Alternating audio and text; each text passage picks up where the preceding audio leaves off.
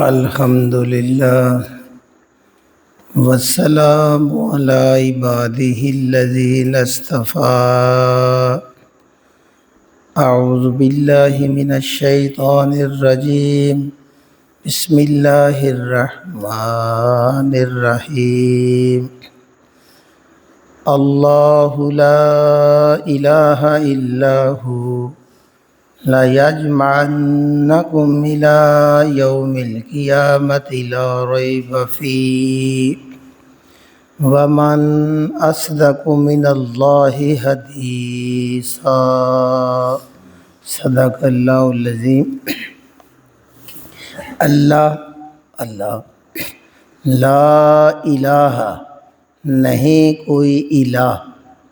نہیں کوئی عبادت کے لائق، الا ہوا، سوائے اسی کے۔ اللہ وہ ذات ہے کہ اس کے سوا کوئی الہ نہیں، کوئی عبادت کے لائق نہیں۔ یہ آیت سمجھنے کے لیے پیچھے اللہ رب العزت نے جو 3 باتوں کا حکم دیا ہے ان کو ایک بار ذہن میں دہرانا ضروری ہے۔ اللہ رب العزت نے قتال کا حکم دے دیا اور نبی کریم صلی اللہ علیہ وآلہ وسلم سے فرمایا کہ آپ قتال کریں، آپ اپنی جان کے ذمہ دار ہیں، اس لیے کہ کلمہ حق اور مظلوم پر جب ظلم ہو تو تب قتال کرنا لازمی ہوتا ہے، اور اس کے اللہ رب العزت نے 100 سے زیادہ درجات رکھے ہیں، اور ایک ایک درجے میں اتنا فرق ہے جتنا زمین اور آسمان میں ہے۔ اور دوسری بات کا جو حکم دیا وہ ہے سفارش کرنا، شفاعت۔ دنیا میں رہتے ہوئے اگر ایک کمزور آدمی تمہارے پاس آئے، اسے حق نہ مل رہا ہو تو تم اچھے کام کی سفارش کر کے اس میں حصے دار ہو سکتے ہو، اللہ تمہیں اس کا اجر عطا کریں گے، اور برے کام کی سفارش میں بھی تمہیں بوجھ اٹھانا پڑے گا۔ اب سفارش کے لیے یہ ذہن میں رکھنا ہوگا کہ اگر ایک بندہ اچھے کام کی سفارش کرتا ہے اور اگلا لازمی نہیں مانے، اگر مان لے تو اچھی بات ہے، ورنہ اسے جنگ نہیں، بیر نہیں لگا لینا۔ جیسے اللہ کے نبی صلی اللہ علیہ وسلم، بخاری شریف کی حدیث ہے کہ حضرت بریرہ رضی اللہ تعالیٰ عنہ، یہ ایک باندی تھی جن کو امی عائشہ صدیقہ رضی اللہ تعالیٰ عنہ نے آزاد کیا تھا، تو وہ بریرہ کے خاوند تھے حضرت مغیث۔ تو بریرہ نے مغیث سے طلاق لے لی۔ اب مغیث کو اپنی بیوی بریرہ سے اتنا پیار تھا کہ وہ گلی گلی بریرہ بریرہ بریرہ کی محبت میں دیوانہ وار پھرتے تھے۔ تو جب اس بات کا علم رسول کریم صلی اللہ علیہ وسلم کو ہوا تو آپ نے حضرت مغیث کو بلایا، پہلے حضرت بریرہ کو بلایا اور اس کو سمجھایا کہ دیکھیں مغیث آپ سے بڑی محبت کرتا ہے، آپ کی محبت میں دیوانہ وار گھومتا ہے، اگر آپ اس سے رجوع کر لیں تو یہ بہت اچھا ہوگا۔ تو حضرت بریرہ فرماتی ہیں، کہتے ہیں یا رسول اللہ، کیا یہ آپ مجھے رسول کے طور پہ حکم دے رہے ہیں؟ پھر تو میری سار آنکھوں پہ ہے۔ آپ نے فرمایا نہیں، میں سفارش کر رہا ہوں۔ آپ نے بریرہ نے کہا اگر سفارش کر رہے ہیں تو پھر میرا دل نہیں مانتا اس کے ساتھ رہنے پہ، تو آپ خاموش ہو گئے۔ آپ نے کہا جیسے آپ کی مرضی، اور اس نے رجوع نہیں کیا اور آپ اس سے کوئی ناراض نہیں ہوئے۔ سفارش کا یہ مطلب ہوتا ہے اچھی بات کی طرف توجہ دلانا، کہنا، اور اگلے کو رائٹ بھی دے دینا چاہیے۔ جیسے بریرہ نے کہا میرا دل نہیں مانتا ان کے ساتھ رہنے پہ، مجھے اس کی ضرورت نہیں ہے، تو اس نے یہ بات نہیں مانی۔ ایسے ہی یہ بڑی مشہور بخاری شریف کی حدیث ہے کہ بنو مخزوم کی ایک عورت فاطمہ نامی نے، اس پہ چوری کا الزام لگا تو اللہ کے نبی صلی اللہ علیہ وسلم نے ہاتھ کاٹنے کا حکم دیا، تو پورے مدینے کے اندر بچال آ گیا کہ اتنا بڑا خاندان ہے، ان کی وہ عورت ہے۔ تو انہوں نے سفارش کے مختلف طریقے ڈھونڈے اور انہیں پتہ چلا کہ حضرت زید کے بیٹے جو اسامہ ہیں، وہ میرے نبی صلی اللہ علیہ وسلم کے منہ بولے پوتے بنتے ہیں، حضرت زید منہ بولا بیٹے تھے، تو اس کو مجبور کیا کہ آپ اللہ کے نبی سے سفارش کریں۔ تو جب اس نے سفارش کی، ذرا نرمی کی، تو آپ صلی اللہ علیہ وسلم نے فرمایا دیکھو تم اللہ کی حدوں میں سے ایک حد پہ سفارش کر رہے ہو۔ تم سے پہلی قومیں اسی لیے تباہ و برباد ہو گئی تھی کہ جب کوئی موٹا آدمی ظلم کرتا، بڑا آدمی ظلم کرتا تو اس کو معاف کر دیا جاتا، اور جب چھوٹا اور غریب آدمی ظلم کرتا تو اس کو قانون کے مطابق سزا دی جاتی۔ اور صاحب فرمایا مجھے رب کی قسم اگر میری بیٹی فاطمہ بھی یہ کام کرتی تو میں اس کے بھی ہاتھ کاٹنے کا حکم دیتا۔ جب شریعت کی حد کی بات آ جاتی ہے تو پھر اس کا یہ حکم ہوتا ہے۔ اور تیسری جو اللہ نے حکم دیا وہ ہوتا ہے جب مومن بھائیوں آپس میں ملو تو جو سلام کہتے ہو، جو دعا کہتے ہو، اس میں خلوص بھر کے اس کا جواب دیا کرو۔ یہ کہنے میں بڑی چھوٹی بات ہوتی ہے السلام علیکم ورحمۃ اللہ۔ اللہ کے نبی صلی اللہ علیہ وسلم نے فرمایا مجھے اس ذات کی قسم جس کے قبضہ قدرت میں میری جان ہے، تم اس وقت تک جنت میں داخل ہو ہی نہیں سکتے جب تک تم ایمان نہ لے آؤ، اور تم مومن ہو ہی نہیں سکتے جب تم ایک دوسرے کے ساتھ محبت نہ کرو۔ اور کیا تمہیں میں وہ چیز بتا دوں کہ تم ایک دوسرے سے محبت کرنے لگ جاؤ؟ تو صحابہ نے کہا یا رسول اللہ صلی اللہ علیہ وسلم ضرور بتائیے۔ تو آپ نے کہا سلام میں کثرت کیا کرو، یعنی السلام علیکم ورحمۃ اللہ وبرکاتہ۔ اور یہ بھی حدیث ذہن میں آئی ہے کہ نبی صلی اللہ علیہ وسلم بیٹھے ہوئے تھے، ایک آدمی آیا، اس نے کہا السلام علیکم، آپ نے کہا وعلیکم السلام، وہ بیٹھ گیا، آپ نے کہا 10 نیکیاں۔ دوسرا آیا السلام علیکم ورحمۃ اللہ، تو آپ نے کہا 20 نیکیاں اس کو ملی۔ تیسرے نے السلام علیکم ورحمۃ اللہ وبرکاتہ، تو آپ نے کہا اس کے لیے 30 نیکیاں ہیں۔ اور اس کے آگے کوئی برکات کے بعد آگے سلام ہے ہی کو نہیں۔ اب آگے وہ مغفرت، تو وہ آگے چلتے ہیں۔ اللہ کے نبی صلی اللہ علیہ وسلم نے فرما دیا کہ السلام علیکم ورحمۃ اللہ وبرکاتہ پہ سلام مکمل ہو جاتا ہے، یہی جواب دینے والا بھی دے گا۔ تو یہ وہی ہے وردوا، اس کا بڑا ثواب ملتا ہے۔ 30 نیکیاں ہیں، روز معاشر ایک نیکی بھی امی ابو بھی نہیں دیں گے۔ اور آخری حدیث سلام کے بارے میں آپ صلی اللہ علیہ وسلم فرمایا ایک مسلمان کا دوسرے مسلمان پر 6 حق ہے جو اللہ رب العزت نے مقرر کیے ہیں۔ ان میں پہلا حق یہ ہے کہ جب وہ سلام کرے تو وہ اس کا جواب دے، جواب دینا فرض ہوتا ہے، لازمی ہوتا ہے۔ اور دوسرا جب وہ بیمار ہو تو اس کی عیادت کرے، جا کے اس کی خیر خیریت معلوم کرے، اس کو کوئی ضرورت ہے وہ پوری کرے، یہ عیادت کرے۔ تیسرا یہ ہے کہ جب وہ چھینک اس کو آئے اور وہ الحمدللہ کہے تو اس کا جواب دے یرحمک اللہ۔ یہ 3 حق ہے۔ اور چوتھا ہے جب بھی وہ اس کو دعوت دے تو وہ اس کو قبول کرے۔ جب مومن بھائی دوسرے کو دعوت دیتا ہے کسی کام کی، کھانے کی، تو اس کا حق ہے کہ اس کو قبول کیا جائے، تمہارا فرض ہے۔ جو ایک بندے کا میرا حق ہے وہ تمہارا فرض ہے، جو آپ کا حق بنتا ہے وہ میرا فرض بنتا ہے۔ تو وہ جب بھی دعوت دے اس کو قبول کرے۔ اور 5واں حق ایک بندہ مسلمان کا دوسرے پر یہ ہے کہ جب وہ دنیا سے چلا جائے تو وہ اس کے نماز جنازہ میں اس کی مغفرت کی دعا کرے۔ یہ باتیں چھوٹی چھوٹی ہیں لیکن یہ ہمیں محبت، پیار اس کو بڑھا دیتی ہیں اور جنت میں داخلے کا سبب بنتی ہیں۔ یہ 3 حکم دینے کے بعد اس آیت میں اب ان کو بند کیا جا رہا ہے کہ لوگوں یاد رکھو یہ جو تینوں باتیں تمہیں اللہ رب العزت نے حکم دیا ہے وہ اللہ کیا ہے؟ اللہ لا الہ الا ہو، اللہ وہ ذات ہے کہ اس کے سوا کوئی عبادت کے لائق نہیں، یہ یاد رکھنا ہے۔ اور وہ ایسی ذات ہے اس نے یہ دنیا میں آپ کو فضول نہیں پیدا کیا۔ یہ چھوٹی چھوٹی باتوں کے احکام اس لیے دے رہا ہے کہ ایک دن آنے والا ہے کیا لیجمعنکم، لیجمعنا ضرور جمع کرے گا وہ تم کو، وہ تم کو ضرور جمع کرے گا الی یوم القیامہ، قیامت کے دن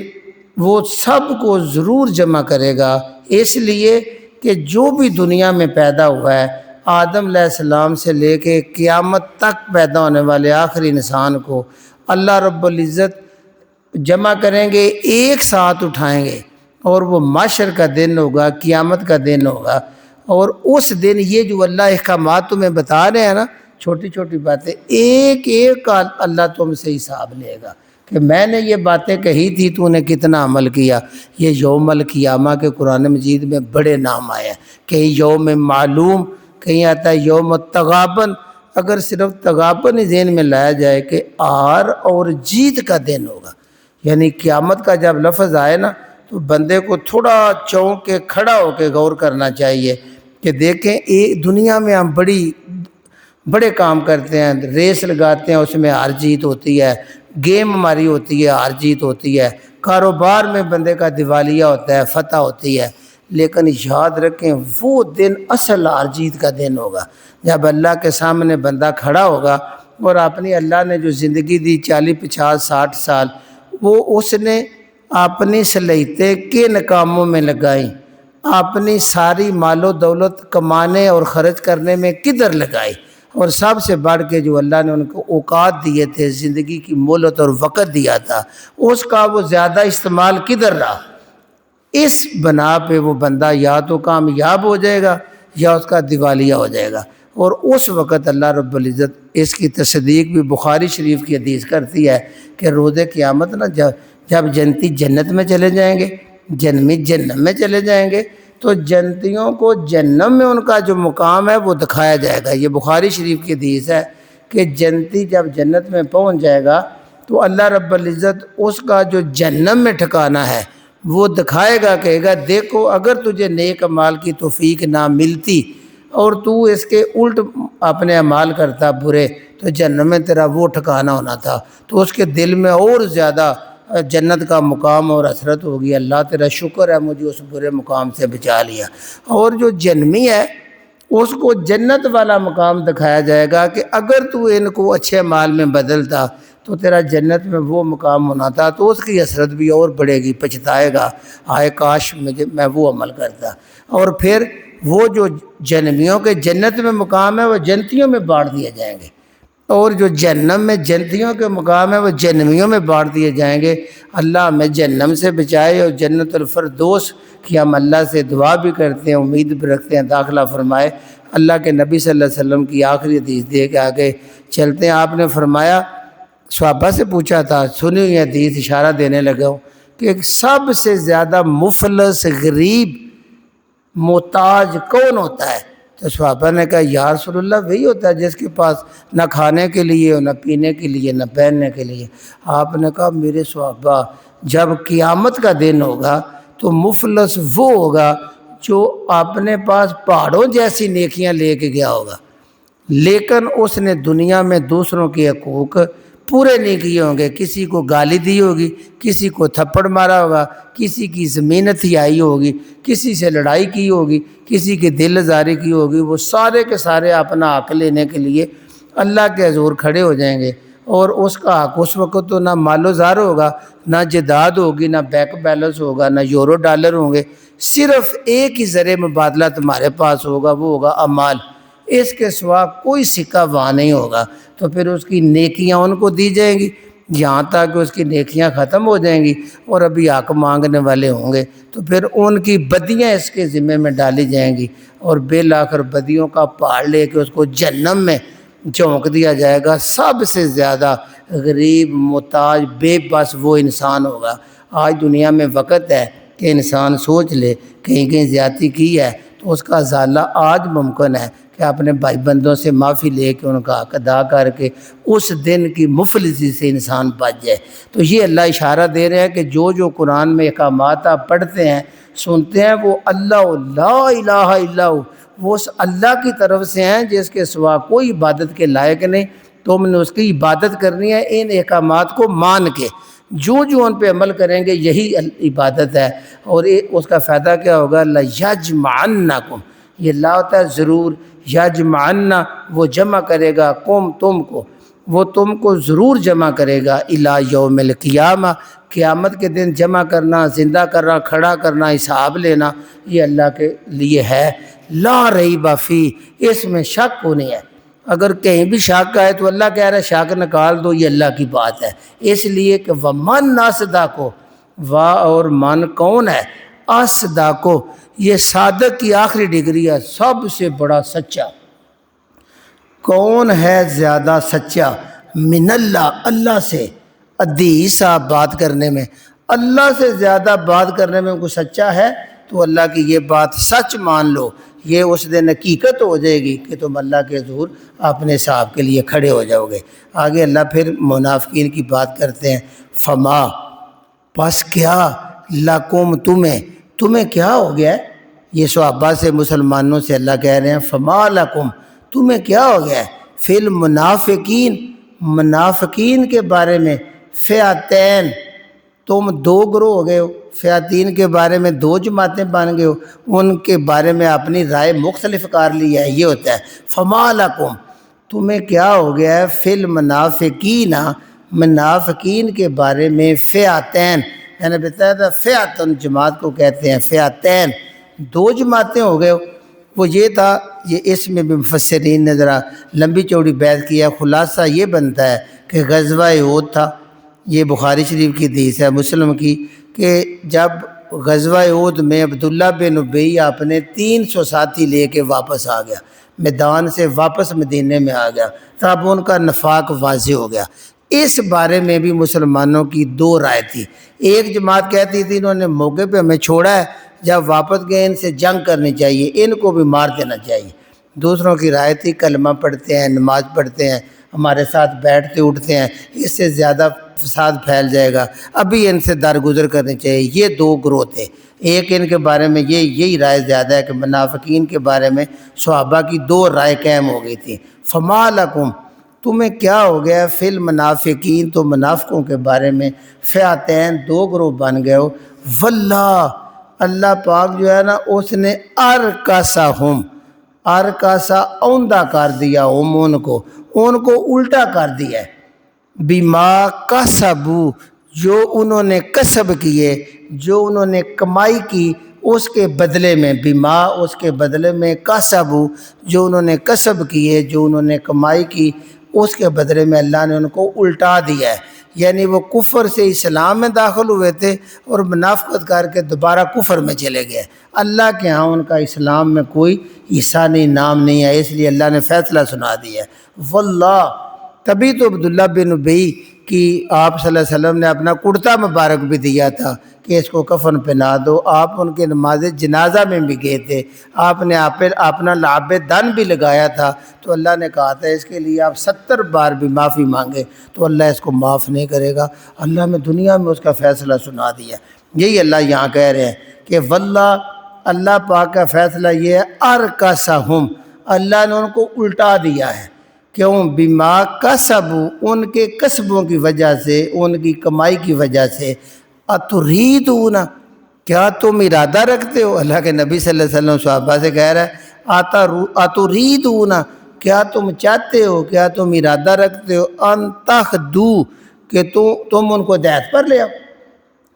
من اضل اللہ جس کو اللہ نے گمراہ کر دیا ہو جس کا راستہ اللہ نے گم کر دیا ہے اللہ نے فیصلہ کر دیا ہے کیا تم ارادہ رکھتے ہو کہ اس کو رائے راست پہ ہدایت پہ لے آؤ گے سنو پھر وَمَن يُضْلِلْ وَمَن اور جس کو یُضْلِلْ گمراہ کر دے اللہ جس کو اللہ پاک گمراہ کر دیں فیصلہ کر دیں فلن پس ہرگز نہیں تاجے دا تو پائے گا لہو اس کے لیے سبیلا کوئی راستہ جس کو اللہ پاک گمراہ کر دیں آپ اس کے لیے کوئی راستہ دوسرا نہیں پا سکتے ان کو ہدایت پر بالکل نہیں لا سکتے اور آخری بات ودو یاد رکھو تم منافقین کے قریب جاتے ہو یہ کفر والوں سے دوستیاں کرتے ہو آج بھی وہی حکم ہے ودو وہ چاہتے ہیں لو کاش تکفرون تم کفر میں آ جاؤ تم کافر ہو جاؤ ودو منافق کافر مشرک جو بھی ہیں ودو وہ چاہتے ہیں لو کاش تکفرون تم کفر کی طرف آ جاؤ کافر ہو جاؤ کما کافرو جس طرح وہ کافر ہوئے ہیں وہ تو یہ چاہتے ہیں کہ آپ اپنا دین چھوڑ دیں ہمارے دین کی طرف آ جائیں اور کیا فتکونون پس ہم سب ہو جائیں سواء برابر ہم سب ایک جیسے ہو جائیں جیسے پہلے نظام چل رہا تھا آپ نہ اعلان نبوت فرماتے نہ اللہ کی توحید بیان کرتے نہ ان 360 بتوں کی بات کرتے نہ اہل کتاب کو کوئی دعوت دیتے جس طرح پہلے نظام تھا اتنا سکون سے ہم چل رہے تھے کفر کی دلدل جہالت میں پھیلے ہوئے تھے سب اس جیسے ہو جائیں ان کی وہی خواہش ہے جس طرح مکھی گندگی پہ بھاگ کے جاتی ہے اس کو وہی سکون ملتا ہے، لیکن شہد کی مکھی پھول کی طرف جاتی ہے، وہ نہیں گندگی کی طرف آتی۔ شہد کی مکھی کی فطرت میں ہوتا ہے کہ وہ پھولوں پہ بیٹھے، خوشبو لے، ذائقہ لے اور شہد تیار کرے۔ دوسری مکھی چونکہ گندگی اس کی فطرت میں ہوتی ہے، وہ نالی کی طرف گندگی کی طرف بھاگ بھاگ کے جاتی ہے اور بیماریاں پھیلاتی ہے۔ یہی ان کی نفسیات بیان کی جا رہی ہے۔ ودو، وہ چاہتے ہیں، لو تکفرون، کہ کاش تم بھی کافر ہو جاؤ، انکار کر دو، کما کفرو، جس طرح انہوں نے انکار کیا ہوا ہے وہ کافر ہے، فتکونون سواء، تاکہ ہم سب برابر برابر ایک جیسے ہو جائیں۔ اللہ کہتا ہے فلا تتخذوا، او میرے بندو پس نہ تم بناؤ، منہم ان میں سے، اولیاء ولی، دوست، تم ان میں سے کسی کو بھی دوست نہ بناؤ، کبھی بھی دوستی اور خیر خواہی ان کی نہ چاہو، حتیٰ، یہاں تک کہ یہاجروا، وہ ہجرت کریں، فی سبیل اللہ، اللہ کی راہ میں۔ یہاں خاص طور پہ اشارہ ہے جو مسلمان مکے میں تھے انہوں نے کلمہ پڑھا اور ہجرت نہیں کی۔ مدینے میں بھی آس پاس جتنے قبائل تھے ان کے اندر کلمہ گو موجود تھے، دعویٰ اسلام کا کرتے تھے، لیکن اپنے قبیلے کفر کے ساتھ رائے دیتے تھے، ساتھ دیتے تھے۔ اس لیے اللہ رب العزت نے فرما دیا جو اللہ کی ذات کے لیے اللہ رب العزت نے اب اسلام کو، مسلمانوں کو ایک جگہ پہ اکٹھا کر دیا، یعنی مدینے کے اندر اب ایسا ماحول بن چکا ہے، 313 سوا 300 لوگ ہو گئے ہیں۔ اگر یہاں کوئی مسلمان ہجرت کر کے آ جائے اس کے دو فائدے ہیں، ایک تو اپنی عبادت اپنی مرضی سے کرے گا، دوسرا اللہ کے رسول صلی اللہ علیہ وسلم کے ساتھ طاقت جمع ہو جائے گی اور یہ مل کے کفر کا مقابلہ کریں گے، ایک مرکز پہ آ جائیں۔ لہذا جو وہاں بیٹھے ہوئے ہیں قبیلوں کے پاس، آپ کے پاس پیغام بھیجتے ہیں، ادھر بیٹھے ہوئے ہیں، ان کے ژران اہل کتاب اور مشرکین کے سرداروں کے ساتھ ہے، تو جب تک یہ اپنا گھر بار اولاد وطن چھوڑ کر ہجرت کر کے آپ کے پاس نہیں آتے یہ سچے نہیں ہوتے۔ گویا یہ اعلان ہجرت تھا کہ اب جو ہجرت کر کے نہیں آتا وہ منافق ہے، وہاں اس لیے بیٹھا ہوا ہے، اسے اللہ سے زیادہ، اللہ کے دین سے زیادہ اپنے بیوی بچے مال اولاد پیارا ہے، وہ اس سے ہجرت کا حکم دیا جا رہا ہے۔ اللہ کہتا ہے فلا تتخذوا منہم، تم ان میں سے کسی کو بھی نہ بناؤ، اولیاء، اپنا دوست، حتیٰ، یہاں تک کہ یہاجروا، وہ ہجرت کریں، فی سبیل اللہ، اللہ کی راہ میں ہجرت کر کے آپ کے پاس آ جائیں۔ فَإِن تَوَلَّوْا، اگر وہ اس سے منہ پھیر لے، ہجرت نہ کرے، ویسے کہیں آپ کے ساتھ ہیں، ہم سارا زور ادھر بیٹھ کے لگا رہے ہیں، تو اللہ کہتا ہے اب حکم آ گیا، فَخْذُوهُمْ، پر پکڑو ان کو، وَقْتُلُوهُمْ، اور قتل کرو ان کو، ایسو جہاں بھی وجدتموہم، ان کو پاؤ،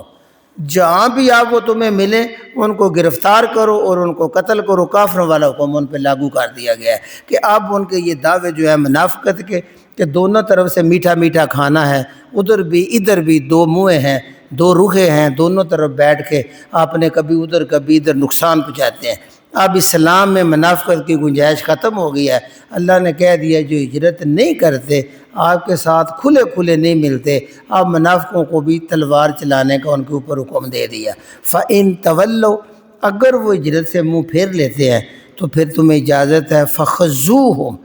پکڑو ان کو، گرفتار کرو، وَقْتُلُوهُمْ، اور قتل کرو ان کو، کیونکہ وہ کفر کا حصہ بن چکے ہیں۔ ایسو جہاں بھی وجدتموہم، تم ان کو پاؤ گے، ان کو قتل کر دو، اب تمہیں اختیار ہے۔ ولا تتخذوا، اور نہ تم بناؤ، منہم، ان میں سے کسی کو بھی، ولیاً، ولی، اب تم نے ان کو کسی کو بھی ولی دوست، دلی دوست نہیں بنانا، ولا نصیرا، اور نہ ہی مددگار بنانا ہے، چونکہ اب ان کا نفاق اللہ رب العزت نے واضح کر دیا ہے، اب وہ قابل اعتماد نہیں رہے۔ ایک بار اس کو دہرا لیجئے جی، اللہ لا الہ الا ہو، اللہ وہ ذات ہے کہ اس کے سوا کوئی معبود نہیں، عبادت کے لائق نہیں، تمہاری توجہ کا مرکز نہیں۔ لَيَجْمَعَنَّكُمْ، وہ ضرور تم کو جمع کرے گا، اِلَىٰ یوم القیامہ، قیامت کے دن جمع کریں گے، لا ریب فیہ، اس میں ذرا بھی شک نہیں ہے۔ ومن اصدق، کون ہے زیادہ سچا صادق، من اللہ، اللہ سے، حدیثا، بات کرنے میں اللہ سے زیادہ سچا کون ہے؟ ذرا دکھاؤ، کوئی بھی نہیں ہے۔ فما لکم، پس تمہیں کیا ہو گیا ہے، فی المنافقین،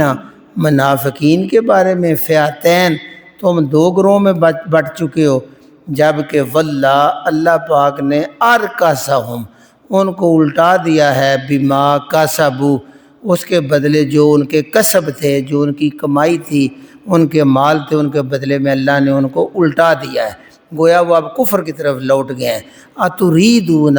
اور کیا تم ارادہ رکھتے ہو، کیا تم چاہتے ہو، ان تخدو، کہ تم ان کو ہدایت دے دو گے، من اضل اللہ، جس کو اللہ رب العزت نے گمراہ کر دیا ہے، جس کا راستہ اللہ نے گم کر دیا ہے،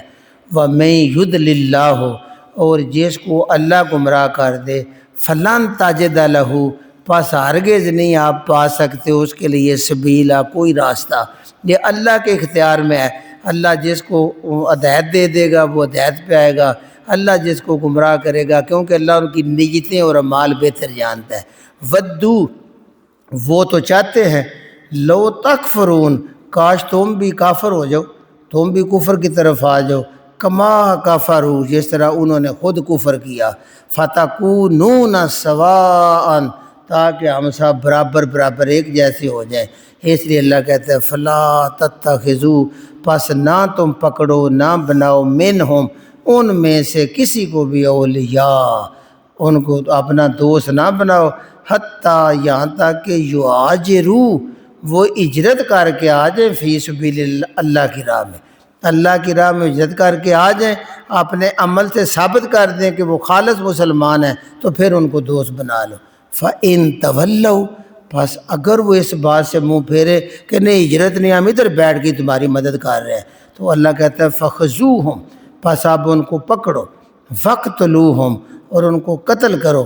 ان سے قتال کرو، حَيْثُ وَجَدتُّمُوهُمْ، جہاں بھی آپ وہ تم ان کو پاؤ گے ان کو قتل کرو، وَلَا تَتَّخِذُوا مِنْهُمْ، اور نہ تم بناؤ ان میں سے کسی کو ولیًا، ولی، ولا نصیرا،